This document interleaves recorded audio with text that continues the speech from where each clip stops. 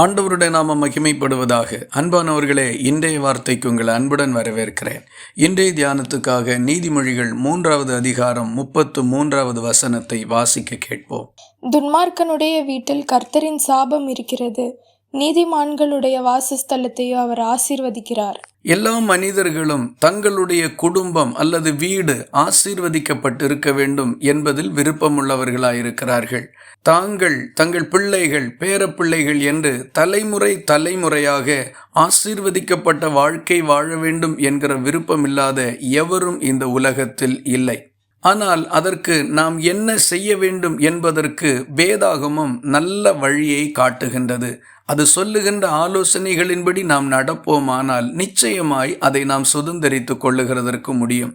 ஆனால் பல மனிதர்கள் வேத வசனம் சொல்லுகின்ற அறிவுரைகளை கண்ணோக்கி அதன்படி நடப்பதை விட்டுவிட்டு தங்களுக்கு சரி என்றும் நலம் என்றும் தோன்றுகின்ற காரியங்களை செய்கின்றார்கள். ஆகவே அவர்கள் ஆசீர்வதிக்கப்பட முடிகிறதில்லை. சிலர் ஆரம்பத்தில் பெரிய ஆசீர்வாதங்களை கண்டடைகிறார்கள். ஆனால் தவறான அணுகுமுறைகளினால் அதை பெற்றுக்கொண்டபடினால் அது அவர்களிடத்தில் நிலை நிற்பதில்லை.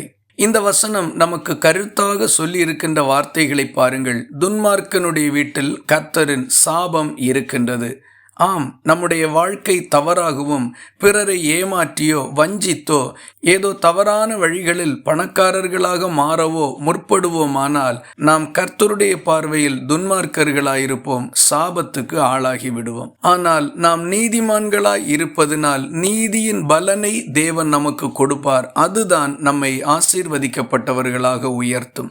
ஆகவே நம்முடைய முயற்சியினால் மட்டும் ஆசீர்வதிக்கப்படுவதில்லை, தேவன் நம்மை உயர்த்துகிறதுனால் ஆசீர்வதிக்கப்படுகின்றோம். நம்முடைய நீதியில் கர்த்தர் விருப்பம் உள்ளவராய் இருக்கும்படிக்கும் அவர் காணும்படிக்கும் ஜாக்கிரதையாக வாழ்வோம், அவரால் ஆசீர்வதிக்கப்பட்டவர்களாய் இருப்போம். இந்த வார்த்தைகள் இந்த நாள் முழுவதும் உங்களுக்கு ஒரு ஆசீர்வாதமாய் இருப்பதாக. ஜெபிக்கலாமா?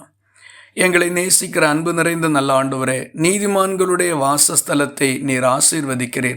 அப்படியே எங்களுடைய குடும்பங்களையும் பிள்ளைகளையும் வேலைகள், படிப்புகள், தொழில்கள் என்று எல்லாவற்றையும் நீர் ஆசீர்வதிக்கும்படி உமக்கு முன்பாக எல்லாவற்றையும் அர்ப்பணிக்கின்றோம். நீர் தருகின்ற ஆசீர்வாதத்தினால் நாங்கள் மேன்மையை காண உதவி செய்தருளும்படி ஜெபிக்கின்றோம். ஜெபத்தை கேட்டதற்காக ஸ்தோத்திரம். இயேசு கிறிஸ்து மூலம் வேண்டிக் கொள்கிறோம். அன்புள்ள நல்ல பிதாவே, ஆமேன். கர்த்தர் தாமே உங்களை ஆசீர்வதிப்பாராக.